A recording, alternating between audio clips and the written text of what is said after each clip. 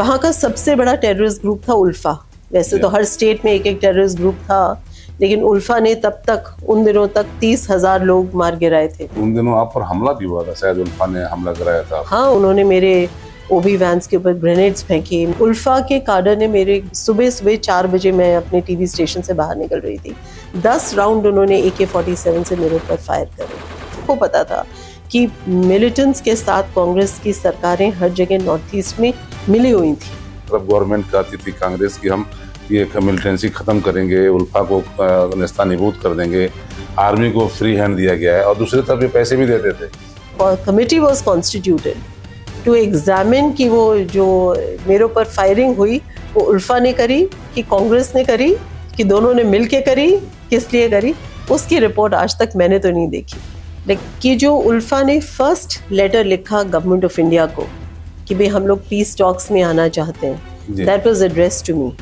मिजोरम में एक बार कलाम साहब गए थे जब प्रेसिडेंट थे जी, और आपको उन्होंने 15 मिनट का समय दिया था इंटरव्यू करने के लिए, और 1 घंटे का इंटरव्यू कर लिया आपने उनका। उन्होंने कुछ बोला नहीं। राष्ट्रपति भवन खुद इतला कर चुका था कि भाई प्रेसिडेंट विल गो लाइव, और सब परेशान थे कि भाई सारे टीवी चैनल्स को छोड़ के why he is going live, president of India in office is going live on a small TV private TV channel of north East. प्रेसिडेंट कलाम ने मेरी और जो मैंने उनकी बाद में इंटरव्यू करी उसको लेके उन्होंने टर्निंग पॉइंट्स में वो पूरी इंटरव्यू छापी है, और ये भी लिखा है कि किस तरीके से नॉर्थ ईस्ट इंडिया में कम्युनिकेशंस रेवोल्यूशन आया थ्रू नॉर्थ ईस्ट टीवी। मुझे लगता है इससे बड़ा सर्टिफिकेट मुझे और कोई नहीं मिल सकता। मेरे और मेरे हस्बैंड का विच्छेद चल रहा था, तो जो जितना मेरा मीडिया का बिजनेस था, बाय देन हमारे 7 टीवी चैनल्स थे, 4 रेडियो स्टेशंस थे, 2 कमर्शियल टेलीपोर्ट्स थे, बड़ा बिजनेस था मीडिया का एस्टैब्लिश। और तो जब मतलब ये हुआ तो उन्होंने वो मेरा मीडिया का जितना बिजनेस था वो हाईजैक कर लिया। I am currently in the process of writing a book on my 27 years in the north east. नमस्कार, मैं हूं संजय सिंह और आप देख रहे हैं मेरा podcast program uncut with Sanjay. आज हमारे साथ मौजूद हैं देश की जानी मानी शख्सियत, जानी मानी पत्रकार, खूबसूरत व्यक्तित्व की मलिका मनोरंजना जी। मनोरंजना जी से आज हम बातचीत करेंगे। इन्होंने नॉर्थ ईस्ट में, पूर्वोत्तर में गुवाहाटी बेस करते हुए तकरीबन 4 या 5 चैनल शुरू किए थे, टीवी चैनल, और इन्हें किन किन दिक्कतों का वहाँ सामना करना पड़ा, क्या क्या इनके अनुभव थे, कैसे कैसे इन्होंने बहुत ही इंटरव्यूज़ किए शख्सियतों के, हम बात करते हैं। और मनोरंजना जी, आपका बहुत बहुत स्वागत है हमारे इस प्रोग्राम में। थैंक यू संजय जी, जो आपने प्यारे प्यारे विश्लेषण लगाए मेरे नाम के आगे, उनके लिए अनेक धन्यवाद। आई डोंट थिंक कि इतने प्यारे प्यारे विश्लेषण मेरे लिए लगने चाहिए। नहीं, बिल्कुल लगना चाहिए, क्योंकि आपका जो पत्रकारिता का करियर है, जो जहाँ तक मैं जानता हूँ, आपने दिल्ली से अपना जर्नलिज्म शुरू किया था 1989 से, और आप बहुत चर्चित जर्नलिस्ट थी अंग्रेजी की, और पार्लियामेंट कवर करती थी, बहुत सारे मिनिस्ट्रीज कवर करती थी आप। तो उस दौर से आपने पत्रकारिता की है जब पत्रकारिता का एक मूल्य हुआ करता था। आज की तारीख में तो बहुत अवमूल्यन हुआ है, पत्रकारिता बहुत निचले दर्जे पर आई है। लेकिन हम बातचीत की शुरुआत करेंगे गुवाहाटी से, जहां आपने 3-4 चैनल अपने शुरू किए थे, जब वहां पर एक भी टीवी चैनल नहीं था। तो उस यात्रा के बारे में बताइए, क्या अनुभव था, क्या दिक्कतों का सामना करना पड़ा? जी, नॉर्थ ईस्ट मुझे बहुत ही प्रिय है। मैंने नॉर्थ ईस्ट में कोई 27 साल जैसे अपनी लाइफ का मोस्ट इम्पॉर्टेंट जो अहम पीरियड था वो गुजारा। It's very dear to me. लेकिन पत्रकारिता की जो स्टार्टिंग थी वो मेरी नेशनल प्रिंट से थी। सबसे पहले मैंने इंडियन एक्सप्रेस ग्रुप ज्वाइन किया 1989 में एज ए ट्रेनी जर्नलिस्ट। मैंने कोई फॉर्मल ट्रेनिंग करी नहीं जर्नलिज्म में। मेरे फादर नहीं चाहते थे कि मैं जर्नलिस्ट बनूं। My father himself was a very well known journalist. Times of India group में थे तब, वो इकोनॉमिक टाइम्स में जब मैंने ग्रेजुएशन करी और पोस्ट ग्रेजुएशन ज्वाइन करी, तो मेरे फादर का ये कहना था कि भाई तुम मैथमेटिक्स ऑनर्स करने के बाद दिल्ली यूनिवर्सिटी से, और मास्टर्स मैंने ज्वाइन किया ऑपरेशंस रिसर्च में, तो उन्हें लगा कि भाई इतना बढ़िया करियर छोड़ के तुम जो है उधर ज्वाइन करना चाहती हो। तो मुझे लगा कि माई हार्ट ले इन, जैसे होता है ना जिसके पेरेंट्स किसी प्रोफेशन में होते हैं तो you are expose to that profession. और मेरे फादर अपने आप में एक हस्ती थे उन दिनों में, तो और आज भी हैं। तो मुझे लगा कि भाई that is my first love, I wanted to become a journalist. By then मेरे जो बड़े भाई हैं मुनीश जी, वो भी पत्रकारिता में आ चुके थे। So my father was not very happy कि दो बच्चे, एक फिजिक्स ऑनर्स करके एक मैथमेटिक्स करके, दोनों के दोनों पत्रकार बन गए। बट नेवरदलेस मैंने ज्वाइन किया। उन दिनों में मेरे एडिटर होते थे ये इनके मणिशंकर अय्यर के ब्रदर, और बलबीर पुंज जी होते थे, वाईसी हलन जी होते थे, अरुण शौरी होते थे, and Ramnath Goenka ji was still alive. और रामनाथ गोयनका जी के संचालन में जिस तरीके की पत्रकारिता थी उसके बारे में तो चर्चे आज भी हैं। And I think it was the golden period of journalism. तो मुझे लगता है कि मैंने पत्रकारिता जब स्टार्ट करी तो मेरी जो ग्राउंडिंग थी वो बहुत अच्छी हुई।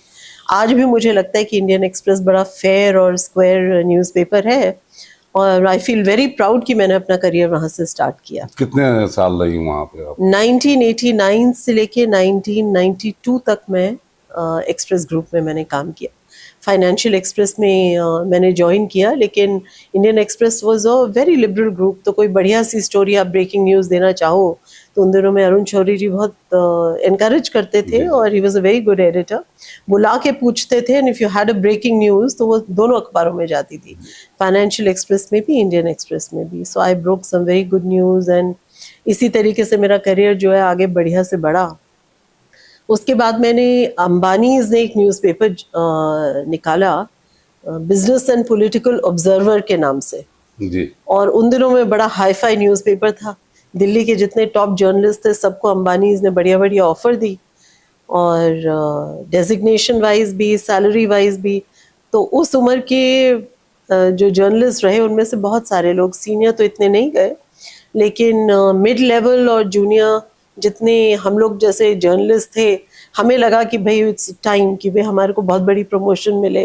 इंडियन एक्सप्रेस के पेमेंट भी ऐसी ही होती थी। आपको पता है उन दिनों में I am talking about late 80s and early 90s, उन दिनों में जर्नलिस्ट की सैलरी थी क्या? बहुत कम सैलरी थी। मैं एक गाड़ी चलाती थी लोन पे लेके, और उसमें तेल भरवाने के लिए जितने मेरे मेल कॉलीग्स थे उनको बुला के बोलती थी बैठ जाओ। फिर जब वो बैठ जाते तो पेट्रोल पंप पे रोक के कहती थी इसमें तेल भरवा दो। तो पीआई भी हम लोग इकट्ठे जाते थे, इकट्ठे आते थे टू सेव पेट्रोल। मतलब एक एग्जाम्पल दे रही हूँ कि जर्नलिज्म उन दिनों में हमारे लिए उस पॉइंट ऑफ व्यू से भी बड़ा टफ था। नहीं, उनमें बड़ा एक होड़ भी रहता होगा कि कौन पेट्रोल डलवाएगा।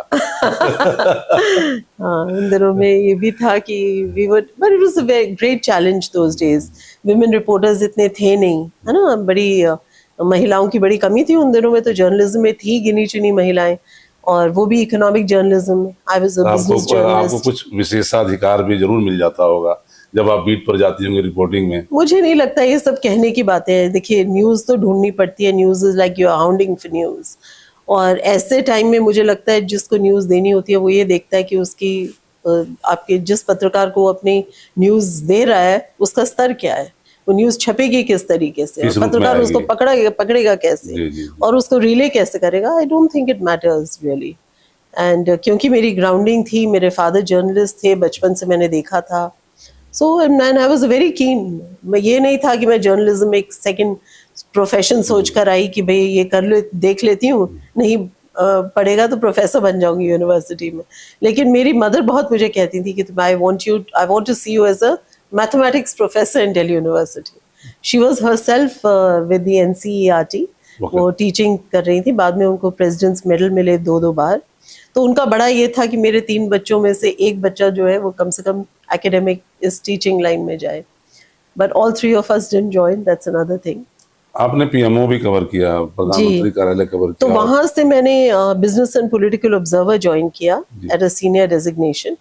फिर वहां पे मेरी कुछ बहुत जमी नहीं। Observer was governed by the Ambanis, तो उनका ये जो था ना बड़ा रिस्ट्रिक्टेड था। इंडियन एक्सप्रेस का माहौल बिल्कुल अलग था। इंडियन एक्सप्रेस में एक रिपोर्टर, छोटे से छोटे रिपोर्टर की न्यूज़ कोई रोक नहीं सकता था।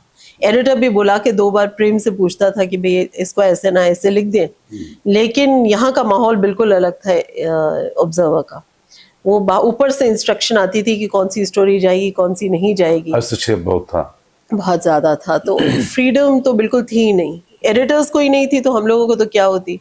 तो एक बार मैंने एक बहुत ज़बरदस्त स्टोरी ब्रेक करी, तो उस पर मैं नाम नहीं लूँगी, सीनियर मैनेजमेंट से मुझे फ़ोन करके उन्होंने बोला कि ये स्टोरी तो नहीं जाएगी। तो मैंने उन्हें बोला क्यों नहीं जाएगी, तो इस समय पूरा प्रेस इस स्टोरी को ढूंढ रहा है और वो पूरी कमेटी की रिपोर्ट जो पीएमओ में दी गई है वो मैं आपके पास लेकर आई हूँ, 1,500 पन्नों की। तो उन्होंने कहा जो भी है वो दिस का we can not print this year. वो जो राजा चलैया रिफॉर्म्स कमेटी की रिपोर्ट थी, पीएम को सबमिट करी थी राजा चलैया जी ने, and I had a copy of that report and I wanted that the newspaper should carry. उन्होंने मना कर दिया। बड़े 2-3 दिन तक उस पे मैं बैठी रही, और जिन लोगों को पता था कि वो रिपोर्ट मेरे पास है वो मेरा मतलब एक तरीके से उपहास करते रहे, and I felt very bad. तो फिर उस दिन मैंने रिज़ाइन किया। उन दिनों में अनिल अंबानी कभी कभी बैठा करते थे, मुझे याद है मैंने रेजिग्नेशन लिख के जो है वहाँ पे दी। बहुत उन्होंने मुझे बुलाया, but I decided that this was not my style of journalism. फिर तुरंत, क्योंकि सबको पता था कि I was a good journalist, तो मुझे बड़ी अच्छी अच्छी ऑफर्स आई। इकोनॉमिक टाइम्स से भी offer I, but my father himself was with economic times. तो उन्होंने मुझे कहा कि भाई बाप और बेटी एक ही ऑर्गेनाइजेशन में काम नहीं कर सकते, और तुम्हारे को तो बहुत ऑफर्स हैं, कहीं और देखो। तो बिजनेस स्टैंडर्ड में उन दिनों में T.N. Nainin was a very reputed editor and he was a very good editor. उन्होंने मुझे ऑफर दी और मैंने तब बिजनेस स्टैंडर्ड ज्वाइन किया। बिजनेस स्टैंडर्ड में मुझे आज भी याद है, I was only 26 years old then, 26, हाँ ऐसे 26, 27। और मैंने एडिटर से पूछा कि मेरी बीट्स क्या रहेंगी, तो उन्होंने कहा तो ब्रिलियंट रिपोर्टर को कोई भी बीट दे दो। मैंने कहा वो ठीक है, लेकिन ये बीट्स मैंने कवर करी है। राई बीट में से भी ब्रिलियंट रिपोर्टर खबर निकाल लेगा। तो उन्होंने कहा भाई you are a brilliant reporter, जो मैं आपको बीट दूंगा उस पर आप काम करिए। तो मैंने कहा फिर भी आप मुझे कोई ऐसी अच्छी बीट दीजिए जो मैंने पहले ना कवर की हो। लेकिन पहले मैं बहुत कुछ कवर कर चुकी थी, finance, commerce, industry, chambers of commerce, agriculture, renewable energies. उन दिनों में मतलब जितनी बड़ी बड़ी मिनिस्ट्रीज थी वो मैं कर चुकी थी। तो उन्होंने मुझे कहा कि भाई सबसे चैलेंजिंग बीट जो एडिटर की अपनी बीट है वो मैं आपको देता हूँ। मुझे आज भी उनके वर्ड्स नहीं भूले, मुझे समझ नहीं आया वो क्या कह रहे थे। तो फिर suddenly it came like lightning to me. मैंने उन्हें कहा पीएमओ, तो he said yes. I was so surprised. मतलब मेरे लिए तो वो जैकपॉट था, किसी यंग जर्नलिस्ट को इतने बड़े रेप्यूटेड ग्रुप में पीएमओ बीट दे जाना अपने आप में मायने रखता था, बड़ी बात थी। So I started covering PMO. It was very tough. उन दिनों में प्रधानमंत्री नरसिम्हा राव जी थे। He was a very scholarly man. Visionary थे, बहुत बड़े बड़े। तब तक he had started economic liberalization and बहुत सारी चीजें। इजराइल से जो आज हमारे ताल्लुकात हैं भारत के, तो नरसिम्हा राव जी के समय में ही शुरू हुआ। हाँ, उन्हीं के टाइम में शुरू हुआ था ये सारा इकोनॉमिक नया जो विजन था लिबरलाइजेशन का। ये उन दिनों में डॉक्टर मनमोहन सिंह जी जो है वो फाइनेंस मिनिस्टर थे, उनसे मेरा बहुत अच्छा था, बहुत अच्छा रैपो था। मोंटेक सिंह आलूवालिया जी थे फाइनेंस सेक्रेटरी, और पूरा वो वहाँ का जो माहौल था वो it was conducive for a reporter. और सब लोग जो है वो काफ़ी मतलब अच्छे बातचीत करते थे। उस समय में ये नहीं था कि कोई डर के बात करे। ठीक है कि ऑफिशियल सीक्रेट्स एक्ट में बहुत सारी चीज़ें जो है ओपनली देनी मुश्किल थी, लेकिन फिर भी there was enough transparency I think कि कोई जॉइंट सेक्रेटरी के पास भी 10 मिनट बैठो तो वो झिझकता नहीं था। अगर कोई चीज़ बढ़िया हो रही होती थी तो बढ़िया से ब्रीफ करते थे। कोई आप सवाल जवाब करें तो उसके भी जवाब मिलते थे। वो मिलते थे हाँ, वो मिलते थे, पत्रकारों से मिलते थे, बातचीत करते थे। और ऐसा नहीं है कि कहीं बाहर मिलेंगे, छुप के मिलेंगे, आप ऑफिसेज में जा सकते थे। वो माहौल अब नहीं है पिछले कई सालों से। I think for the last 20 years मुझे नहीं लगता वो अभी है। नॉमिनेट करते हैं मिनिस्ट्रीज में कि ये बोल सकता है, ये नहीं बोल सकता है। उन दिनों में एक मुझे याद है मैं पावर बीट कवर करती थी, एनकेपी साल्वे जो है वो पावर मिनिस्टर होते थे। तो इतनी मैं पावर को अग्रेसिवली कवर करती थी। उस समय के जितने पावर करस्पॉन्डेंट्स हैं अगर वो सुनेंगे तो याद रखेंगे इसको और याद भी करेंगे। एनकेपी साल्वे कहते थे अरे वो कवर करने वाली रिपोर्टर जब तक मेन रिपोर्टर नहीं आएगी मैं प्रेस कॉन्फ्रेंस क्या करूंगा। तो प्रेस कॉन्फ्रेंस वो एक दिन उन्होंने स्टार्ट नहीं करी, बोली वेयर इज द ग्रेट मनोरंजना गुप्ता। तो मतलब मैं एक चीज बता रही हूँ कि कितनी अग्रेसिवली हम लोग कवर करते थे, और कितना मतलब जो कैबिनेट मिनिस्टर जिसके against once in a while हम लिखते थे। उन दिनों में बड़े बड़े स्कैंडल्स हुए, एनरॉन का एक बहुत बड़ा स्कैंडल हुआ पावर में, और उसको मैंने बड़ी अग्रेसिवली कवर किया। उसके बावजूद जो है वो बुरा तो मानते थे इस बात का, लेकिन मिलना बंद नहीं करते थे। और वो जर्नलिस्ट से इंटरेक्शन करते थे पहले, जर्नलिस्ट से इंटरेक्शन करते थे और हम लोग जो है लगातार मिनिस्ट्री में घूमते थे, आज इसको पकड़ा, आज उसको पकड़ा। रोज की एक न्यूज फ्रंट पेज पे जानी बहुत इंपॉर्टेंट थी। बायलाइन। हाँ, बायलाइन जानी बहुत जरूरी थी। ऐसा नहीं है कि ब्रेकिंग न्यूज का प्रेशर आज का है, तब भी बहुत प्रेशर था। तब भी रोज की एक न्यूज, जो अच्छे जर्नलिस्ट थे उनकी रोज की एक बढ़िया न्यूज जानी, पेज वन पे छपनी, बायलाइन न्यूज जानी बहुत इंपॉर्टेंट थी। और हम लोग तो एकदम क्रेजी होके काम करते थे। और मुझे नहीं याद कि मैं कभी 2 मिनट भी सुबह 9 बजे के निकले हुए रात के 10-11 बजे तक घर से बाहर रहते थे। और उस दौरान जो है लोगों से मिलना जुलना, ऑफिसेज में मिलना, बाहर मिलना, जाके कॉपी टाइप करना, 6-6 घंटे पीआईबी में इंतजार करना कि नेक्स्ट अपॉइंटमेंट कब है। तो वेरी अग्रेसिव जर्नलिज्म इवन तो आपके जीवन का टर्निंग पॉइंट भी पीएमओ ही रहा। हाँ, एक तरीके से पीएमओ मेरा टर्निंग पॉइंट रहा। वहाँ पे मुझे मतंग सिंह जी से मुलाकात हुई और फिर इस कभी सोचा नहीं था कि हम लोग शादी करेंगे, लेकिन I got married to him. तो एक तरीके से यस, वो एक लैंडमार्क था मेरी लाइफ का।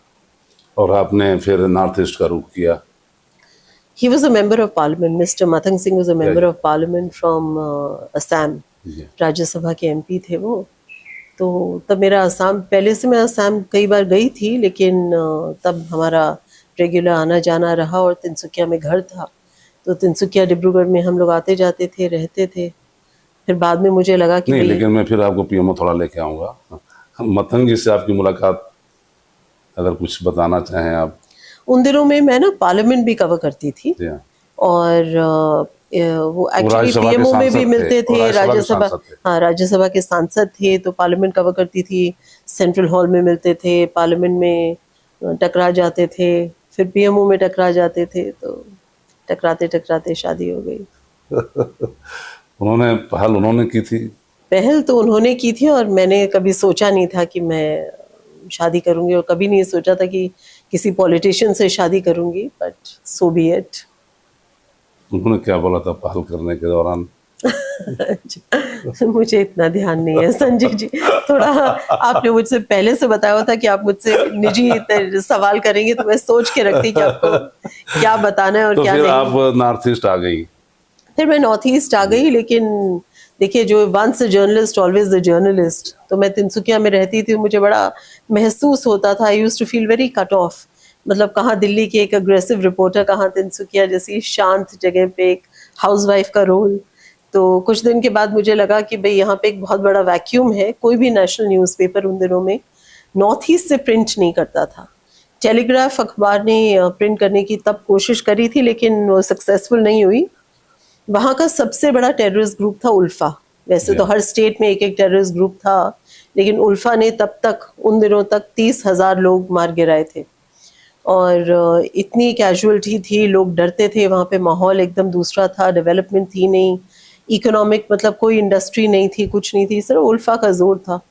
तो मेरे फादर को ये लगता था कि भाई जर्नलिज्म के नाम पे there is a lot of opportunity. उन्होंने ही शुरू से मुझे बड़ा इंस्पायर किया। पहले तो वो अगेंस्ट थे, बाद में उन्होंने मुझे इंस्पायर करके बोला कि देखो वहाँ पे कोई अखबार वहाँ पे प्रिंट नहीं होता, नेशनल न्यूज़पेपर, तो why don't you make an effort. उन दिनों में अपने एमजे अकबर से हम लोगों की बहुत दोस्ती थी। वो एशियन एज अखबार चलाते थे। तो ऐसे एक दिन मैंने उन्हें प्रपोज किया कि भाई इसकी एक नॉर्थ ईस्ट एडिशन में क्यों ना खोलूँ। तो उनको आइडिया बड़ा पसंद आया। उन्होंने कहा that's a very good idea, आप नॉर्थ ईस्ट का फ्रेंचाइज चलाइए। नॉर्थ ईस्ट एज के नाम से हमने उसका जो है उसको डिज़ाइन किया। तो एशियन एज का जो मेन अखबार था वो हमें उस पर फैक्स एडिशन पे आता था और बाकी जो है नॉर्थ ईस्ट एज के 12 पेजेस हम लोकली बनाते थे। तो उसको जब मैंने स्टार्ट किया तब भी मुझे बहुत बड़ा मतलब संघर्ष था वो। एक तो उतना हमारे पास कैपिटल नहीं था, वो कैपिटल हमने पंजाब नेशनल बैंक से बोरो किया। हमारे फादर ने भी बड़ी हमारे लिए मदद करी उन दिनों में। और first newspaper, national newspaper that started printing out of the north east was Asian Age. और मुझे लगता है कि आज भी मैं ये सोचूं और रिफ्लेक्ट करूं तो मुझे लगता है कि वो बहुत बड़ी उपलब्धि थी। उन दिनों में उल्फा का इतना आपने प्रकोप था कि फ्रेंचाइजी फ्रेंचाइज था, लेकिन फ्रेंचाइज क्या था, मतलब फ्रेंचाइज तो ये था कि उनकी बाकी इंडिया की न्यूज वो लोग बना के भेजते थे, लेकिन वहां का लोकल एडिशन तो हम ही निकालते थे ना, प्रिंट भी वही होता था। और उससे पहले टेलीग्राफ ने बड़ी कोशिश करी थी, लेकिन टेलीग्राफ कर नहीं पाया, और उल्फा के डर से वो लोग जो है छोड़ छाड़ के चले गए, बाइंड अप कर दिया था। तो हमने जब स्टार्ट किया तो मुझे याद है आज भी कि अविक सरकार, क्योंकि मैंने आनंद बाजार ग्रुप में काम किया था, तो उन्होंने मुझे कॉल करके बोला कि सुना है कि you are going to start north east edition of Asian Age, तो तुम तो यार हमारी बेटी हो, हमारी बहू हो, और टेलीग्राफ ग्रुप में काम करके गई हो, तो तुमने टेलीग्राफ क्यों नहीं स्टार्ट किया? तो मैंने कहा मैंने तो ऐसे सोचा नहीं था, but it's a very kind offer. मैं ये पहले एक बार एशियन एज जब स्टार्ट कर लिया करूँ, अगर ये सक्सेसफुल मॉडल होगा तो टेलीग्राफ भी स्टार्ट कर दूंगी। बड़ी मुश्किल थी उन दिनों में। आप ये समझ लो कि रोज उल्फा की धमकी आती थी। उनकी एक फ्रीडम नाम की मैगजीन थी जिसमें वो रोज धमकी दिया करते थे कि भाई आप यहाँ से छोड़ छाड़ के चले जाओ, और जहाँ तहाँ डिस्टर्बेंस होती थी, अखबार को बेचने में बड़ी डिस्टर्बेंस होती थी। 7 रुपए में उन दिनों में अखबार का अकबर जी ने उसका रेट रखा था, and it was tough going because English का न्यूज़पेपर असम में बेचना बहुत मुश्किल था। तो जो इंग्लिश स्पीकिंग स्टेट्स थे जैसे मेघालय, मिजोरम, नागालैंड, वहां तक जाके बेचना पड़ता था। अच्छा, वहां पे रोड्स इंफ्रास्ट्रक्चर नहीं थे, तब तो ये नितिन जी तो थे नहीं, तो रोड्स वोड्स तो सब उनके आने के बाद नॉर्थ ईस्ट में बनी। नहीं तो जब तक मुझे याद है कि जब तक मोदी सरकार नहीं आई, वहां का इंफ्रास्ट्रक्चर एकदम बद से बदतर था, और रोड्स के नाम पे, हाईवेज के नाम पे there was nothing at all. तो उस स्थिति में रोज अखबार को सुबह लेके जब गाड़ियां निकलती थी, तो आप समझ लो कि पहुंचने का टाइम, फिर उसका पिकअप का टाइम, हाँ मतलब बहुत मुश्किल से उसका नेशनल न्यूज़पेपर और उसी दिन मिलना, ये बहुत बड़ी उपलब्धि थी। This was the turning point. National newspaper, national news आपको सुबह सुबह नॉर्थ ईस्ट में मिल जाए, वो असंभव था। जब मैं तिनसुकिया में थी तो तीसरा दिन अखबार मिलता था। असम ट्रिब्यून एक अखबार था, वो मिलता था, वो सिर्फ असम की न्यूज देता था। तो जितनी नेशनल न्यूज थी वो सारी मिलते मिलते 3 दिन हो जाते थे। कोई नेशनल टीवी नहीं था, कोई टीवी चैनल नहीं था, कोई रेडियो नहीं था, कोई नेशनल न्यूज़पेपर नहीं था। आप सोचिए कि आप एक डार्क पीरियड में रह रहे थे। सुबह से लेके शाम तक आपको ये नहीं पता चलता था कि बाकी दुनिया में क्या हो रहा है, देश में क्या हो रहा है, ये पता नहीं चलता था 3 दिन तक। एकदम आइसोलेट था, एकदम आइसोलेटेड थे, एलियनेटेड थे। तो ये बात मैंने लिखनी शुरू करी एडिटोरियल्स में, और अखबार भी हमने बहुत मतलब इंडिपेंडेंटली चलाया, बहुत फियर्सली अग्रेसिव था। कांग्रेस की सरकार थी, पूरा नॉर्थ ईस्ट जैसे आज बीजेपी की सरकारें हैं सारी, वैसे ही उन दिनों में कम्प्लीटली कांग्रेस था, और किसी का अस्तित्व ही नहीं था, और मिलिटेंट्स थे, और मिलिटेंट्स और कांग्रेस का बहुत बड़ा नेक्सस था। उसके बारे में जब जब मैंने लिखा तब तब मेरे ऊपर बड़ी आफत आई। मतलब एक एक इंसिडेंट अगर मैं आपको बताऊं तो it will run into pages. मैं हाँ यहाँ पे आपके रीडर्स को ये भी बता दूं कि I am currently in the process of writing a book on my 27 years in the north east. वो अभी मिडवे है, वो भी खत्म हो जाएगी। उसमें मैंने बड़े डिटेल्ड अकाउंट्स लिखे हैं एक एक इंसिडेंट के, लेकिन it was not easy to run a newspaper. तब जब अटल जी की सरकार आई तो मेरे फादर को एक और बहुत अच्छा आइडिया आया। एक दिन बैठे हम गपशप कर रहे थे तो उन्होंने कहा कि भाई कभी तुमने सोचा कि एक टीवी चैनल चाहिए नॉर्थ ईस्ट को? मैंने कहा हाँ, मैं तो कई बार सोचा, लेकिन गवर्नमेंट ऑफ इंडिया तो अलाउ नहीं करती। उन दिनों में आईएनबी के मिनिस्टर होते थे रविशंकर प्रसाद जी। तो मैं उनसे मिलने के लिए गई फॉर अ लाइसेंस। तो उन्होंने मुझे बताया कि private satellite TV because of so much of militancy in the north east, तो उसके लाइसेंसेस जो है गवर्नमेंट ऑफ इंडिया देती नहीं, उसके लिए तो कैबिनेट डिसीजन की जरूरत पड़ेगी। So I went to see the then Prime Minister Atal Bihari Vajpayee ji, and my father knew him of course very well. और उन दिनों में उन्होंने एक नया डिपार्टमेंट कॉन्स्टिट्यूट किया था जिसका नाम था department of north eastern affairs, और उनके एक लुक ईस्ट पॉलिसी उन्होंने बनाई थी, और उनका बड़ा फोकस था नॉर्थ ईस्ट पे। असली जो फर्स्ट टाइम जो फोकस किसी ने नॉर्थ ईस्ट पे किया, जिसने दिल से अटेम्प्ट किया कि भाई किसी तरीके से नॉर्थ ईस्ट को मेन स्ट्रीम इंडिया में इंटीग्रेट किया जाए, वो अटेम्प्ट, जो फर्स्ट अटेम्प्ट था, वो विजन थी अटल बिहारी वाजपेयी जी की। तो मैंने उन्हें बड़े अच्छे से एक्सप्लेन किया। मैंने कहा कि भाई सर, आज के दिन में जो वहाँ का यूथ है, हम उसको ब्लेम करते हैं कि हर यंग लड़का जो है वो उल्फा गन उठाता है, एक्सटॉर्शन करता है, ब्लैकमेल करता है, और मिलिटेंट बन जाता है। लेकिन वहाँ पे तो लड़कों के लिए लड़कियों के लिए कोई विकल्प ही नहीं है। यहाँ के बच्चे नाचते हैं, खेलते हैं, और कुछ नहीं तो डिस्को जाते हैं, नहीं तो शाम को फिल्म देखते हैं। मैंने कहा यहाँ पे तो कोई साधन ही नहीं है, वहाँ तो एंटरटेनमेंट ही नहीं है और लोगों को यही नहीं पता कि बाहरी दुनिया में क्या हो रहा है। And there is no industry, no employment, तो बच्चे क्या करेंगे, गन ही तो उठाएंगे। तो बोले कहने का तात्पर्य, मैंने कहा कहने का तात्पर्य ये है कि वहाँ पे हम लोगों को उनकी लैंग्वेज में न्यूज़ टीवी एस्टैब्लिश करके देना चाहिए। A cabinet note was put up and Atalji was kind enough to grant the first satellite TV channel license for North East. तो कैबिनेट डिसीजन ली गई कि भाई नॉर्थ ईस्ट में जो है डिस्पाइट मिलिटेंसी एंड इतना प्रकोप था वहाँ पे उल्फा का, उसके बावजूद जो है they allowed television stations to ये तो कम। बहुत बड़ा अचीवमेंट था, बहुत बड़ा अचीवमेंट था ये मेरा कहो कि मेरे ख्याल से नॉर्थ ईस्ट के लिए एक चैप्टर खुलना था, कभी ना कभी तो खुलना था, और वो मेरे फादर की विजन थी और मैंने उसको इम्प्लीमेंट किया। तो first TV channel licence was granted to a company called positive television private limited, जिसमें मैं और मेरे हस्बैंड जो है वो पार्टनर्स थे। पहले न्यूज़पेपर में मैं और मेरे फादर पार्टनर्स थे, ओके। बाद में हम इसमें मैं और मेरे हस्बैंड 50-50 पार्टनर्स थे। हमने उस टीवी चैनल को स्टार्ट किया। इट वाज वेरी डिफ़िकल्ट, मतलब रोज़ जो है उल्फा से धमकी आती थी। उनको लगता था कि भाई ऑलरेडी ये इतना अग्रेसिवली एशियन एड चलाती हैं, तो आगे जाके इसमें तो क्या करेंगी। It was a very difficult patch उन दिनों में। बच्चे भी डरते थे, रिपोर्टर्स डरते थे, और टेलीविज़न का कभी किसी ने देखा नहीं था। तो अगर आप वॉक इन इंटरव्यूज़ करते थे, 5,000 कैंडिडेट आते थे एक एंकर बनने के लिए, उसमें से 5 को भी ये पता नहीं था कि एंकर बनने की इंटरव्यू में करना क्या है या एंकर शब्द का मतलब क्या है। तो मतलब पूरे टेक्निकल स्टाफ को ट्रेन करने के लिए हमने बड़े बड़े टीवी चैनल से टाई अप किया, बड़े स्टूडियोज से टाई अप किया, उनको लेकर आए, बच्चों को यहाँ पे ट्रेनिंग दिलवाई। मतलब broadcast was a new field for them, है ना। और न्यूज़ पढ़ना सभी लैंग्वेज में, जो नॉर्थ ईस्ट के जितने लैंग्वेज शुरू तो हमने किया इंग्लिश, हिंदी, असमीज और बंगाली से। बाद में हमने एक्सपैंड किया और 19 लैंग्वेजेस नॉर्थ ईस्ट की बैक टू बैक चलाते थे। मतलब लाइव नहीं चलाते थे, लाइव न्यूज़ चलाते थे, रिकॉर्डेड बुलेटिन्स नहीं चलाते थे। 19 न्यूज़ डेस्क बैठते थे। एक बिल्डिंग थी जिसमें 3 फ्लोर्स थे, तो तीनों फ्लोर्स पे आप ये समझ लो कि 19 लैंग्वेज डेस्क बैठते थे। वो सारे के सारे प्रिपेयर्ड बुलेटिन्स नहीं होते थे कि भाई आपने बनाया, रिकॉर्ड किया और चला दिया। वो सब लाइव चलते थे। उस माहौल में 500 यंगस्टर्स थे जो उस बिल्डिंग में आते जाते थे शिफ्ट वाइज। नहीं, आपका स्टूडियो मुझे देखने का अवसर मिला था जी, और हमने देखा था, वाकई बहुत ही शिद्दत से आपने उसे बनाया था। जी। तो 2003 में जो है वो स्टार्ट किया मैंने। नॉर्थ ईस्ट टेलीविजन उसका नाम था, और नॉर्थ ईस्ट टेलीविजन ने एक बहुत ही पिवटल रोल प्ले किया नॉर्थ ईस्ट को इंटीग्रेट करने में इंडिया के साथ। और तब तक ये था कि भाई जैसे मैंने आपको बताया, बाहर की न्यूज़ आती नहीं थी, फिर लोगों को अपनी भाषाओं में न्यूज़ मिलने लग गई। I started corresponding. लोगों को लगा कि भाई सेंट्रल गवर्नमेंट भी हमारे लिए इतनी सारी चीज़ें करती है, उनको पता ही नहीं था।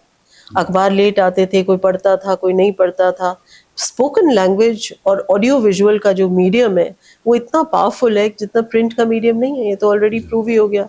प्रिंट देखिए धीरे धीरे ख़त्म हो गया और ऑडियो विजुअल आगे बढ़ गया। अब ऐसे ही करते करते डिजिटल आगे आ गया और ऑडियो विजुअल याद है कि उन दिनों आप पर हमला भी हुआ था, शायद उल्फा ने हमला कराया था। हाँ, उल्फा ने फ्रीडम नाम की अपनी मैगजीन में मैंने बड़ी सीरीज ऑफ स्टोरीज करी थी कि किस तरीके से कांग्रेस जो है वो इंसर्जेंसी को अबेटमेंट करती थी।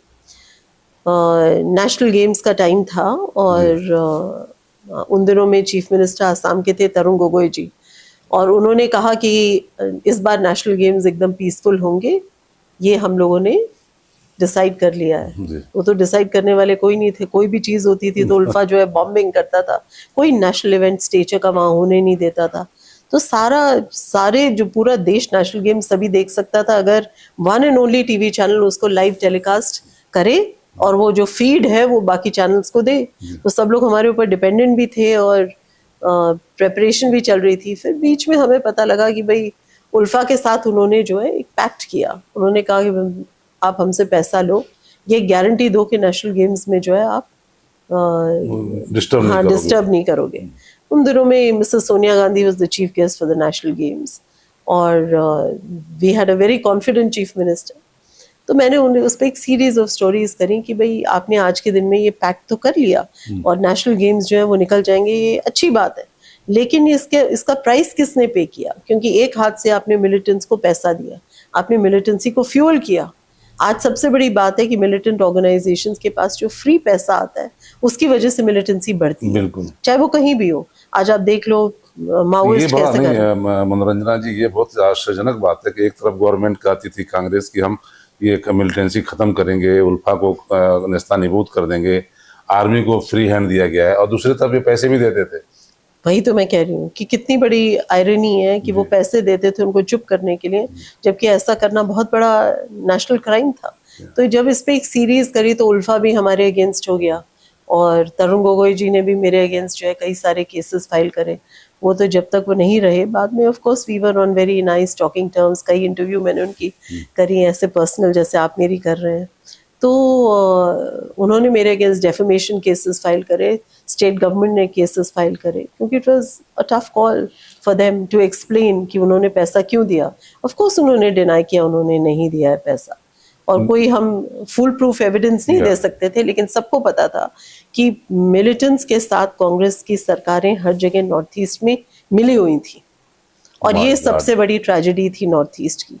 इसलिए नॉर्थ ईस्ट जो है वो कट ऑफ रहता था, पॉलिटिशियंस के पास अपरंपार धन रहता था। मतलब this was the tragedy of north east. उस नॉर्थ ईस्ट को आज के नॉर्थ ईस्ट से आप कंपेयर कीजिए ये बहुत इन ही टर्म्स ऑफ। मुझे याद आता है कि उस समय जनरल जे सिंह आर्मी चीफ हुआ करते थे, और उनका मैंने इंटरव्यू किया था। मैं उस समय राष्ट्रीय सहारा अखबार में था, ये 2006 के आसपास की बात है। तो उन्होंने बोला था कि उल्फा को मैं घुटने टेकने पर मजबूर कर दूंगा, और मध्यस्थता का काम कर रही थी वो। गुवाहाटी में एक साहित्यकार थी, नाम मुझे नहीं याद आ रहा है, असमिया साहित्यकार, वो मीडिएटर का काम कर रही थी। तो ये उसके बारे में भी मैं आपको बड़ी इंटरेस्टिंग बात बताऊं कि जो उल्फा ने फर्स्ट लेटर लिखा गवर्नमेंट ऑफ इंडिया को कि भाई हम लोग पीस टॉक्स में आना चाहते हैं, that was addressed to me. वो लेटर की कॉपी मैं निकाल के अगली बार आपको दूंगी। It would be very interesting for people to see. कभी मैंने इसकी पब्लिसिटी नहीं करी, लेकिन फर्स्ट लेटर जो उल्फा ने लिखा वो मेरे नाम से लिखा उन्होंने, Manoranjana Singh, MD North east Television. तो उन्होंने मुझे चिट्ठी लिख के कहा कि we would like to enter into peace parleys with the government, लेकिन हमारी कुछ कंडीशंस हैं, हमें डर लगता है, हमें ये लगता है कि हमारे को गवर्नमेंट जो है अरेस्ट कर लेगी, चाहे हम कोई छोटे से छोटा कार्डर भेजें उनसे बात करने के लिए, बड़े से बड़ा। वो इंदिरा गोस्वामी थी, मुझे याद आ गया। हाँ, इंदिरा मामुनी गोस्वामी, वही मैं आपको बता रही हूँ। तो फर्स्ट लेटर जब उन्होंने लिखा तो उस लेटर को देख के पहले तो मुझे उसकी ऑथेंटिसिटी चेक करनी पड़ी कि भाई ऑथेंटिक है कि नहीं, कोई तरीके का मजाक तो नहीं है। तो कुछ लोगों को हमने लगाया, जब पता लगा कि भाई मृणाल हजारिका जो बाद में ये पीस टॉक्स में he played the pivotal role. उनका जो फर्स्ट चिट्ठी थी उन्होंने वो मेरे नाम से लिख के कहा था कि भाई आप हमारे को इनिशिएट करें। वो चिट्ठी की कॉपी लेके मैं डॉक्टर मनमोहन सिंह जी से मिलने के लिए गई। तो उन्होंने कहा कि आपको कैसे पता कि ऑथेंटिक है? मैंने कहा मैंने कई लोगों से, मैं पत्रकार हूँ, पता किया कि उन्होंने लिखी है और उन्होंने मुझे कन्वे किया है कि they would like to come into peace parleys. ये फर्स्ट लेटर था, तब तक बातचीत भी नहीं थी उनके पीस पार्लेज में आने की। तब डॉक्टर मनमोहन सिंह को बड़ी मतलब हैरानी हुई। उन्होंने मुझे कहा लेकिन उन्होंने चिट्ठी आपको क्यों लिखी? आप तो उल्फा के खिलाफ कितनी कहानियां, मतलब so many stories you have carried against them. उनको पता था कांग्रेस की सरकार थी, डर नहीं लगता था उल्फा के खिलाफ खबर चलाती थी। उल्फा से डर तो क्या लगेगा, मतलब एक जर्नलिज्म का एक अपना इनहेरेंट प्रोफेशनल हैजर्ड है। वो तो हर वक्त सोच के चलना पड़ता है कि there is always a threat from those against whom you write। तो वो डर मुझे कभी नहीं लगा। तो उन्होंने मेरे ओबी वैन्स के ऊपर ग्रेनेड्स फेंके, मेरे अपने बाद में 2007 में, 2006 था या 7 था, वो मुझे चेक करना पड़ेगा, उल्फा के काडर ने मेरे घर सुबह 4 बजे मैं अपने टीवी स्टेशन से बाहर निकल रही थी, 10 राउंड उन्होंने AK-47 से मेरे ऊपर फायर करे। तब प्राइम मिनिस्टर थे डॉक्टर मनमोहन सिंह, और मेरे फादर शुरू से मतलब आडवाणी जी के बहुत क्लोज रहे, तो उन्होंने आडवाणी जी को फ़ोन किया। आडवाणी जी ने डॉक्टर मनमोहन सिंह को बताया कि भाई ऐसे ऐसे इंसिडेंट हुआ है। तो उन्होंने कहा कि हाँ हमें भी पता लगा है। तो committee was constituted to examine कि वो जो मेरे ऊपर फायरिंग हुई वो उल्फा ने करी कि कांग्रेस ने करी कि दोनों ने मिलके करी, किस लिए करी, उसकी रिपोर्ट आज तक मैंने तो नहीं देखी। लेकिन उसकी लेकिन आपको इंक्वायरी बड़े आपकी सिक्योरिटी मेरी सिक्योरिटी ऑलरेडी थी, वो इनहेंस कर दी क्योंकि मैं टीवी चैनल चलाती थी तो सिक्योरिटी मेरी ऑलरेडी थी। लेकिन मेरी सिक्योरिटी उसके बाद बहुत इनहेंस हो गई। मैंने देखा। हाँ, जेड कैटेगरी सिक्योरिटी मेरी बाद में थी, मेरे हस्बैंड की Z+ थी। उन दिनों में आतंकवाद था ना नॉर्थ ईस्ट में, बहुत सारे लोगों की सिक्योरिटी थी, सिर्फ हमारी नहीं थी, बहुत लोगों की थी। और उनकी Z+ थी, और क्योंकि वो मिनिस्टर रहे, और मेरी Z थी क्योंकि मैं टीवी चैनल चलाती थी, और थ्रेट था उल्फा से। फिर जब मनमोहन सिंह से मिली आप लेटर लेकर, हाँ, तो मैंने उन्हें बोला तो उनको बड़ी हैरत हुई। उन्होंने कहा ये तो कमाल है, आप ही को चिट्ठी लिख रहे हैं। तो मैंने उन्हें कहा I think we should take it seriously. उन्होंने कहा आप इसमें आगे पहल कीजिए। मैंने कहा नहीं, मैं एक जर्नलिस्ट हूँ, मैं जर्नलिस्ट का रोल प्ले कर सकती हूँ, मुझे क्या ज़रूरत है इसमें मीडिएटर बनने की। मैंने कहा आप एक बढ़िया किसी 2-4 ऑफिसर्स को इसमें लगाइए, या हमारे जो असमीज समाज के जो इंटेलेक्चुअल लोग हैं उनको लगाइए, वो इसमें मध्यस्थता करेंगे तो मोस्ट अप्रोप्रिएट रहेगा। तो उसमें उन्होंने कुछ लोगों को चुना, जिसमें से एक इंदिरा रायसम गोस्वामी जी थी। She was a very noted literature, तो नहीं रही, और भी बहुत सारे लोगों को उस कमेटी में डाला गया। और उसके साथ जो है एक उन दिनों में होम सेक्रेटरी होते थे के पद्मनाभ भैया जी, उनको वो रोल प्ले करने के लिए दिया। और भी लोग थे, अभी आजकल जो गवर्नर हैं RN Ravi ji, he also played a very important role in the negotiations between NSC and IM and the government. इसी तरीके से कुछ लोग थे जिनको ये काम दिया गया, उन्होंने इस काम को आगे बढ़ाया, और धीरे धीरे करके जो है ULFA, majority of ULFA came for peace talks, और आज जो है आसाम में शांति है। मैं तो समझती हूँ कि मेरा इसमें हर तरीके से एक रोल रहा। नहीं बिल्कुल, आपने नॉर्थ ईस्ट में मुझे लगता है, और अटल जी ने एक बार बड़े अच्छे से कहा था इसको अपने शब्दों में, कि कभी मैं सोचती हूँ मुझे उनकी इंटरव्यू करके रिकॉर्ड कर लेना चाहिए था। उन्होंने कहा कि एक कम्युनिकेशंस रेवोल्यूशन आई है नॉर्थ ईस्ट में due to north east television. वो अगर टेलीविजन सैटेलाइट टीवी वहाँ पे नहीं आता तो वो लानी असंभव थी। इतने सारे ट्राइब्स, इतनी सारी लैंग्वेजेस, मतलब उन सबको इकट्ठे बांधना, आवाज दिया उन्हें, हाँ, उनको एक वॉइस दी, उनकी डिमांड्स को हमने वॉइस दी, उनकी बात को हम नई दिल्ली लेकर आए। नहीं तो उन्हें लगता था दिल्ली बहुत दूर है, लेकिन एक बार नॉर्थ ईस्ट टेलीविजन आ गया तो उन्हें लगा कि गवर्नमेंट ऑफ इंडिया हमारी बात सुनती है, हम आज बोलते हैं कल रिप्लाई करती है। नहीं तो वो लोग चिट्ठियां लिखते थे, मिलने आते थे, 2-2 महीने 3-3 महीने तक कुछ होता नहीं था, बातचीत नहीं होती थी। उनको लगता था कि सिर्फ गवर्नमेंट के जो मीडिएटर्स हैं वो हमसे बात करेंगे, लेकिन यहाँ पे तो उनको एक फुल वॉइस मिली। एक एक आदमी का जो वर्जन था उस पर गवर्नमेंट रिएक्ट करती थी। यहाँ से हम लोग आसाम से स्टोरी फाइल करते थे, उधर दिल्ली भाग भाग के उसका रिएक्शन लेते थे। तो मतलब आसाम में एक लहर आ गई, लोगों को ये लगने लगा कि भाई we also have a voice. मुझे लगता है वो बहुत बड़ी उपलब्धि थी।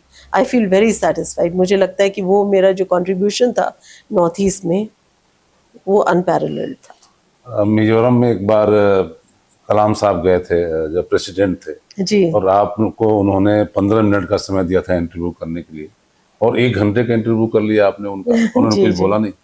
He was a very kind-hearted and very nice man. वो कहानी भी बड़ी खूबसूरत है कि मैं डॉक्टर कलाम को अपने बेटे के थ्रू जानती थी। मेरा बेटा जो है तो उन दिनों में बहुत छोटा था जब मेरा टीवी चैनल लॉन्च हुआ, तो दिल्ली रहता था क्योंकि वहाँ पे उल्फा की थ्रेट थी, स्कूल्स भी बहुत स्टेचर के नहीं थे, तो वो दिल्ली में पढ़ रहा था मेरे माँ बाप के साथ, यहाँ दिल्ली में रहता था।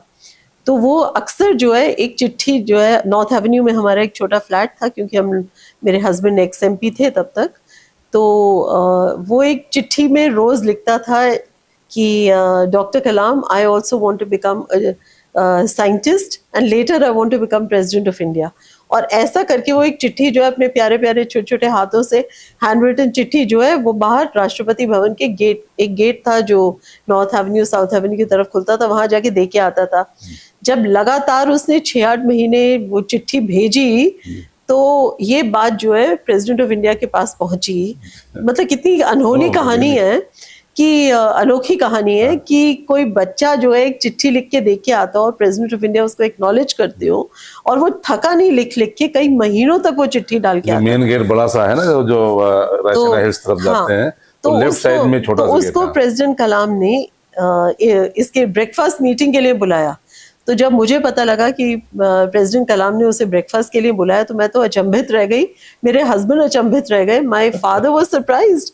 हमने मयूरत से पूछा कि भैया ये बताओ कि तुम्हें प्रेसिडेंट ऑफ इंडिया ने क्यों बुलाया, तो वो हमें बताने को ही राजी नहीं था। मैं गुवाहाटी से आई, उसे लेके गई, मुझे नहीं बुलाया अंदर, वो अकेले उनके साथ सुबह ब्रेकफास्ट करके जब बाहर निकला तो मेरी प्रेसिडेंट कलाम से पहली टाइम मुलाकात हुई। तो मैंने उन्हें कहा कि मतलब बातों ही बातों में मैंने पूछा तो उन्होंने कहा आपको नहीं पता कि मुझे डेली एक चिट्ठी लिख के दे के जाता था, हैंड रिटन, नॉट पोस्ट से, हाथ से ड्रॉप करके जाता था। तो लोगों को लगा कि भाई ये कौन सा बच्चा है जो साइंटिस्ट बनना चाहता है और साइंटिस्ट बन के प्रेसिडेंट भी बनना चाहता है। तो उन्होंने उसको बुलाया और कहा कि he is a great boy with a great vision, ये जरूर लाइफ में कोई बहुत बड़ा काम करेगा। और फिर उन्होंने जो है मुझे मतलब सेपरेट समय दिया, तो मैं उनसे मिली तो मैंने उन्हें कहा कि it would be so wonderful if I could interview you, you are such an interesting personality and I have never met. मैंने कहा उन्हें कि भाई मैं प्रेसिडेंट ऑफ इंडिया जो पहले रहे उनसे मिल चुकी हूँ, लेकिन आपके जैसी पर्सनालिटी, आपके जैसी विजन इंडिया के लिए, आपके जैसा अनुभव, मैंने कहा it is unique, I wish we could bring it to the people. तो उन्होंने मेरी तरफ देख के बोला yes we can do it. मैं बड़ी एक्साइटेड हो गई। तो कुछ दिन के बाद मैंने प्रेसिडेंट हाउस में फ़ोन किया तो उनके एक स्टाफ ने मुझे, तब तक ये बात फैल गई थी कि I have in writing short an appointment, तो किसी ने मुझे कहा फ़ोन पे कि भाई मैडम प्रोटोकॉल डिवीज़न ने आपकी जो ये रिक्वेस्ट है ये नामंजूर कर दिया, आप इसको परसू ना करें, क्योंकि कोई भी president of India while in office he can not grant an interview except to Doordarshan. वो भी जब कोई बात होती है उस पे मैसेज, कोई संदेश देना है तब होता है। ऐसे कोई this is an extraordinary request, ये एक्स्ट्राऑर्डिनरी रिक्वेस्ट आप क्या सोच के, मतलब दे स्नब्ड मी वेरी बैडली। तो उसके बाद 2-3 हफ्ते मैंने फॉलो नहीं किया। फिर एक बार प्रेसिडेंट कलाम तेजपुर आए, वहाँ पे एक बहुत अच्छा प्राइवेट स्कूल है, तो वहाँ पे वो बच्चों से मिलने आते थे। आपको तो पता है वो he was very fond of young children and he has written so many books. अच्छा हाँ, ये मैं आपको बताना भूल गई कि प्रेसिडेंट कलाम ने मेरी, और जो मैंने उनकी बाद में इंटरव्यू करी, उसको लेके उन्होंने टर्निंग पॉइंट्स में वो पूरी इंटरव्यू छापी है, और ये भी लिखा है कि किस तरीके से नॉर्थ ईस्ट इंडिया में कम्युनिकेशंस रेवोल्यूशन आया थ्रू नॉर्थ ईस्ट टीवी। मुझे लगता है इससे बड़ा सर्टिफिकेट मुझे और कोई नहीं मिल सकता कि प्रेसिडेंट कलाम ने इसको एक्नॉलेज किया। तो प्रेसिडेंट कलाम ने वहाँ पे गए तो मुझे सीएम ऑफिस से फ़ोन आया कि भाई प्रेसिडेंट आपको बुला रहे हैं और अगर कोई हमारी तरफ से कोई चाहिए हो फैसिलिटी तो हम दे सकते हैं। तो मैंने कहा नहीं, तेजपुर तो पास में, मैं जाके मिल लेती हूँ। आई वाज वेरी एक्साइटेड कि भाई प्रेसिडेंट ऑफ इंडिया ने बोला और इमीडिएटली आने को बोला। मैं गई वहाँ पे तेजपुर उनसे मिलने के लिए। तो बिल्कुल मुझे याद है बैठे हुए थे, उन्होंने मुझे कॉफ़ी पिलाई बढ़िया और बोला कि when do you want to do the interview. मैं उनकी शक्ल ही देखती रह गई। मैंने उन्हें बोला सर आपके तो your protocol division has told me to stop making this extraordinary request. उन्होंने कहा नहीं ऐसी तो बात नहीं है। मैंने उनको बोल दिया कि everything in life has to have a new beginning and this is not extraordinary. President of India must speak to the audience of north east.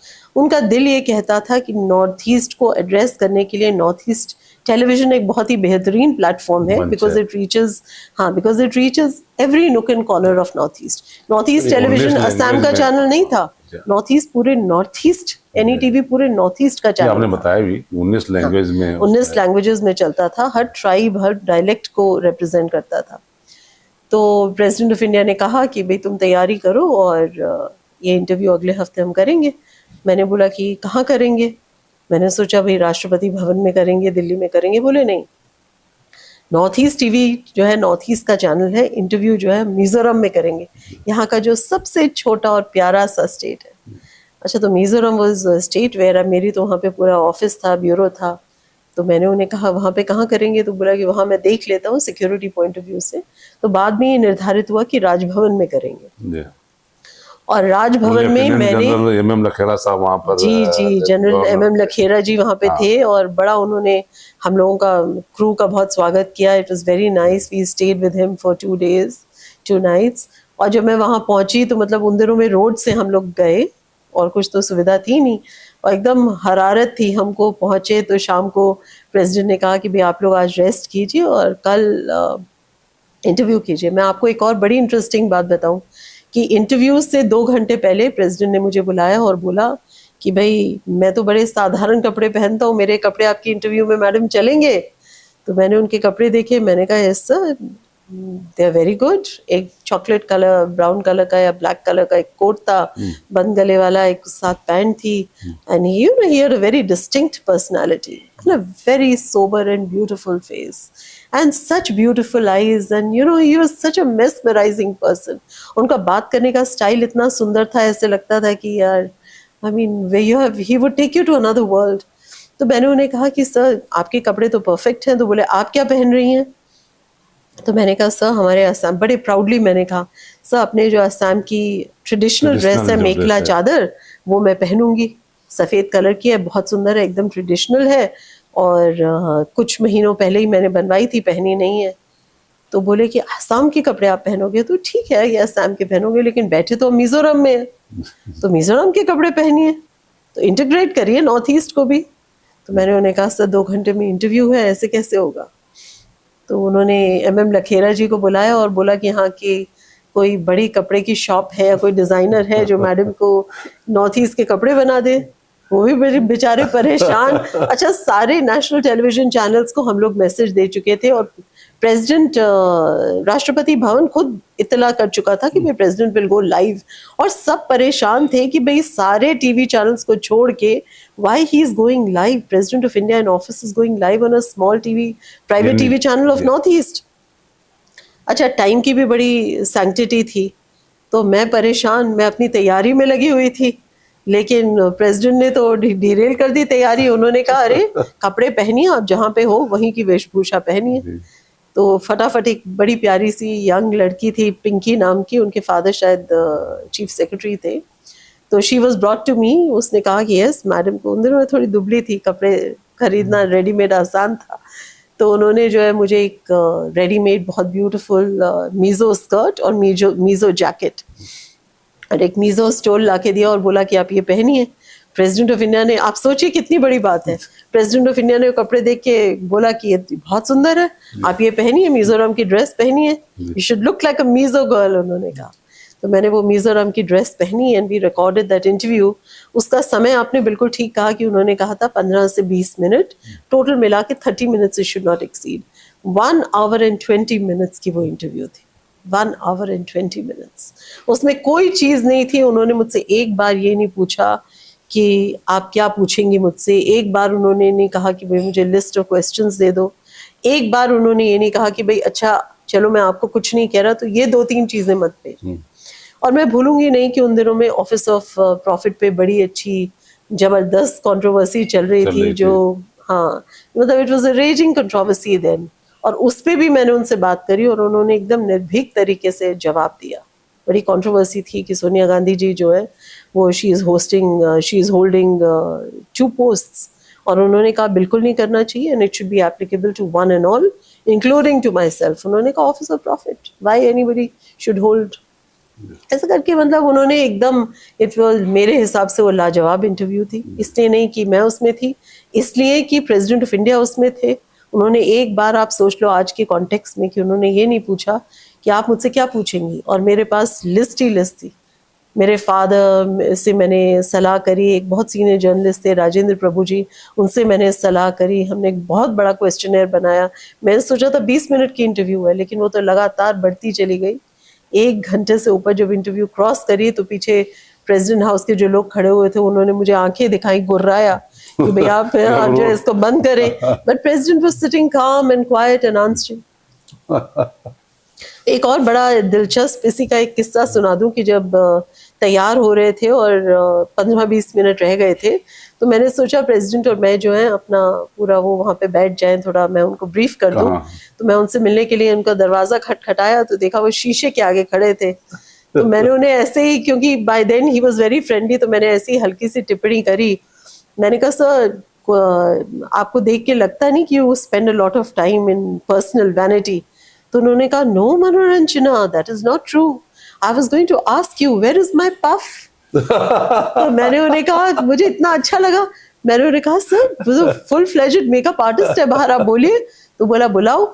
उन दिनों में एक बंगाली मेकअप आर्टिस्ट था, उसका नाम था लिव्यू, और मैंने कहा सर दिस इज लिव्यू my makeup artist and he would like to do your makeup, 15 minute बचे। तो बोले वो तो सफिशिएंट है। तो उन्होंने जो है लिव्यो ने उनका लाइट मेकअप किया, उन्होंने बैठ के एकदम मॉडल की तरह मेकअप करवाया। अच्छा, उनका बाल थोड़ा सा अलग तरह का था ना? नहीं, फिर मैं बताती हूँ आपको। फिर वो गए, उन्होंने लिव्यू से बोला मुझे थोड़ा जेल ला के दो। उन्होंने जेल लाके और लिव्यू की मदद से अपने पूरे आगे के बालों को एकदम जैसे वो घुंघराले ऐसे करके सेट करते थे ना, और हम सब बड़े फैसिनेटेड उनके पास खड़े रहे। उनको ये नहीं लगा, he was not conscious. He said, now how am I looking? We said, sir, you look so wonderful. और मुझे तब तक ये नहीं पता था कि वो रोज मॉर्निंग उन्होंने मुझे कहा नहीं मैं भी अपने बालों को रोज सुबह अच्छे से जेल लगा के ठीक करता हूँ। तो हाँ, and so beautiful and they look so beautiful ना, उनके ब्लैक एंड व्हाइट का पेपर्ड कलर और सारे कर्ली लॉक्स यहाँ पे ऐसे झूलते थे। And we went for the interview. अच्छा, आपने हैदराबाद में भी अपना चैनल शुरू किया था जी, और वाईएस राजशेखर रेड्डी उस समय चीफ मिनिस्टर हुआ करते थे, बड़े पावरफुल चीफ मिनिस्टर थे। अब मुझे याद नहीं कितनी टर्म्स उन्होंने करी, but he was a very powerful. आपने जगन मोहन रेड्डी के फादर। हाँ, उनका हेलीकॉप्टर एक्सीडेंट में उनकी डेथ हुई थी। आपने उनका इंटरव्यू किया तो कुछ कंट्रोवर्सी भी शायद हुई थी क्या, कुछ ऐसा आपने पूछा क्या था उनसे? 2009 में एक दिन मैं उनके मतलब वहाँ पे उनके साथ बातचीत कर रही थी। तो उन्होंने मुझे कहा, उन दिनों में मतलब मेरे और मेरे हस्बैंड का विच्छेद चल रहा था। तो जो जितना मेरा मीडिया का बिजनेस था, बाय देन हमारे 7 टीवी चैनल्स थे, 4 रेडियो स्टेशंस थे, 2 कमर्शियल टेलीपोर्ट्स थे, बड़ा बिजनेस था मीडिया का एस्टैब्लिश। और तो जब मतलब ये हुआ तो उन्होंने वो मेरा मीडिया का जितना बिजनेस था वो हाईजैक कर लिया। मैं बड़ी त्रस्त रहती थी उन दिनों में। मेरा हैदराबाद का टीवी चैनल मैंने स्टार्ट ही किया था। एंड वाईएस राजशेखर रेड्डी जी को हम पहले अपने हस्बैंड के थ्रू कांग्रेस के लीडर थे तब भी जानती थी, और बाद में क्योंकि मैं वहाँ पे टीवी चैनल सेटअप करते करते वो 1.5-2 साल मैंने काफ़ी समय हैदराबाद में मैं रही, तो उनसे मेरा अच्छा परिचय था। तो जब मैं उनसे मिलने के लिए उस दिन गई तो उन्होंने मुझे कहा कि साक्षी टीवी मेरा टीवी चैनल है, आप उससे चलाइए, आपका इतना बड़ा अनुभव है। तो मैंने उन्हें कहा, sir it is very nice of you to make that offer, लेकिन तेलुगु तो मैं बोलती नहीं हूँ, समझती भी नहीं हूँ, और आजकल मैं अपने केसेस फाइट कर रही हूँ, तो वो रहने दीजिए। तो उन्होंने कहा, अरे मैंने अपने घर पे एक बहुत बढ़िया स्टूडियो बनाया, स्टेट ऑफ द आर्ट, आप उसमें मेरा इंटरव्यू रिकॉर्ड कीजिए। तो मुझे ऊपर लेके गए, तो वहाँ पे एक बढ़िया रोबोटिक कैमराज लगे हुए थे, एक शानदार स्टूडियो बनाया हुआ था। मैंने उन्हें कहा कि रोबोटिक कैमरे लगे हुए थे। हाँ, उन दिनों में मतलब they were brand new cameras, beautiful setup, बड़े अच्छे सेट्स थे। तो मैंने उन्हें देख के कहा कि भाई मेरे कपड़े वपड़े तो मैं भी थोड़ा मेकअप वेकअप कर लूँ, कपड़े बदल लूँ। उन्होंने कहा, नो नॉट एट ऑल, जैसे मैं हूँ तो एंकर क्यों इतना सजते संवरते हैं, एंकर को भी वैसे ही चलना चाहिए, चलिए आप मेरी इंटरव्यू रिकॉर्ड कीजिए। थोड़ा मेरा मोरल बूस्टिंग भी कर रहे थे। तो ऐसे ही एकदम साधारण तरीके से हम दोनों बैठ गए और एक इंटरव्यू रिकॉर्ड किया। अब क्या था कि मैं उन्हें बहुत पुराना जानती थी और मेरा परिचय उनसे एकदम फैमिली की तरह था। वो आते थे, भोजन करके जाते थे हमारे घर। तो मुझे क्या पता था कि कभी वो इंटरव्यू टेलीकास्ट होगा। तो मैंने अपने एकदम उनको फायरिंग लाइन में डाल दिया। फर्स्ट क्वेश्चन में मैंने उनको एलिगेशन लगाई कि you are one of the most corrupt chief ministers that India has ever seen. My God. But I am telling you कि वो आप उसका लहज वो समझिए उसका कि मेरा कोई इंटेंशन नहीं था कि वो कभी टेलीकास्ट होगा, या इस इंटेंशन से मैं नहीं कर रही थी कि वो रिकॉर्ड भी होगा। वो तो उन्होंने मुझे जबरदस्ती बिठा दिया। तो एक एंकर को क्या तैयारी चाहिए? अब जैसे आप बैठ गए, आप मेरी इंटरव्यू ले रहे हैं, आप कोई तैयारी से थोड़ी ना है। उसी तरीके से मेरी भी कोई तैयारी नहीं थी। पूरी तैयारी से आया हूँ मैं। हाँ, ये इस मुकाबले में आप बत रही है कि मैं तैयारी से नहीं आया। अच्छा, लेकिन मेरी कोई तैयारी नहीं, लेकिन मैं आपको थोड़ी लिबर्टी दे रहा हूँ। Thank you.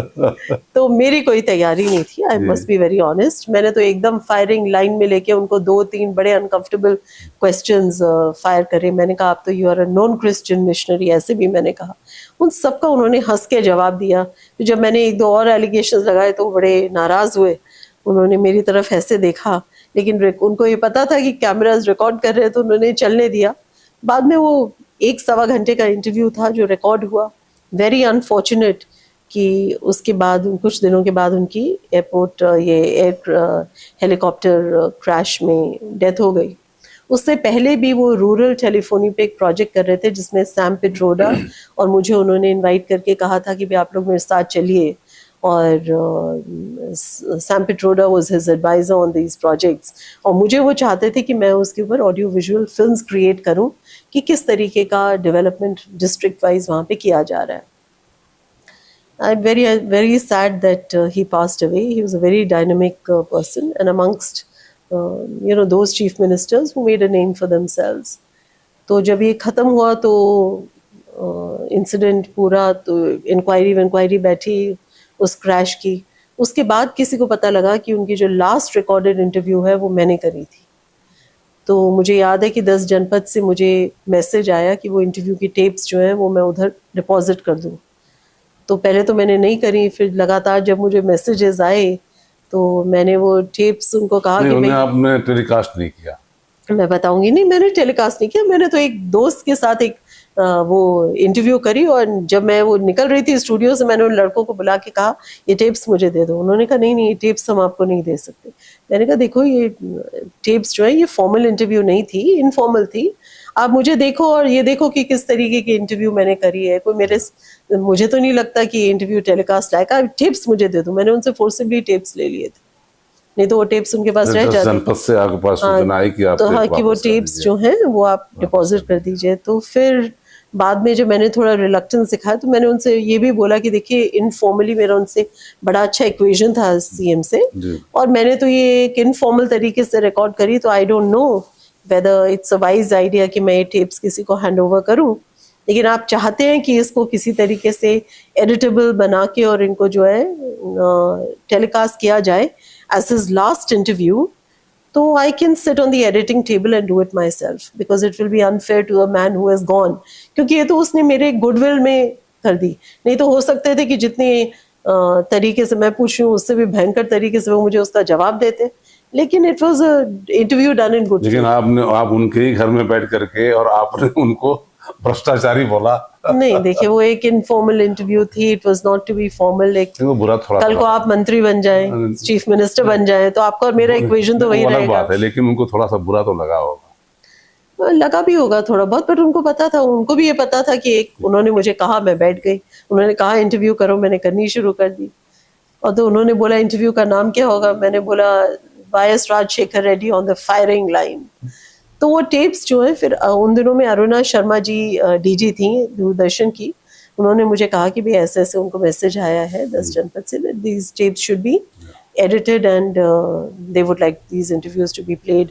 तो उन्होंने और मैंने बैठ के वो जो है इंटरव्यू को एडिट किया, और जो उसके ऑब्जेक्शनेबल पोर्शंस थे वो मैंने खुद ही हटाए because those were done in a lighter tone. और फिर जो है वो इंटरव्यू टेलीकास्ट हुई, कई बार टेलीकास्ट करी. दूरदर्शन ने मुझे उसका पैसा भी दिया, दूरदर्शन जो देता है. But that was very sad that he went away. मनोरंजना जी, आपने बहुत वक्त दिया मुझे, और मुझे लगता है कि बातचीत को अब यहीं पर विराम देना चाहिए. आपके पास तो इतना अनुभव का खजाना है, इतनी उसमें वैरायटी है, आपने इतना संघर्ष किया है, और दिल्ली से लेकर के नॉर्थ ईस्ट तक, और नॉर्थ ईस्ट में चैनल लॉन्च करना, चलाना, और उसको लंबे समय तक चलाना, दूर तक ले जाना, बहुत बड़ी बात है. आप आगे भी और भी अच्छे काम करती रहें, नए चैनल और दिल्ली में ले आएं, हमारी शुभकामना है. बातचीत करने के लिए बहुत बहुत धन्यवाद. Thank you. हमसे बातचीत कर रही थी देश की जानी मानी पत्रकार मनोरंजना जी. हम फिर मिलेंगे किसी नई शख्सियत के साथ. धन्यवाद.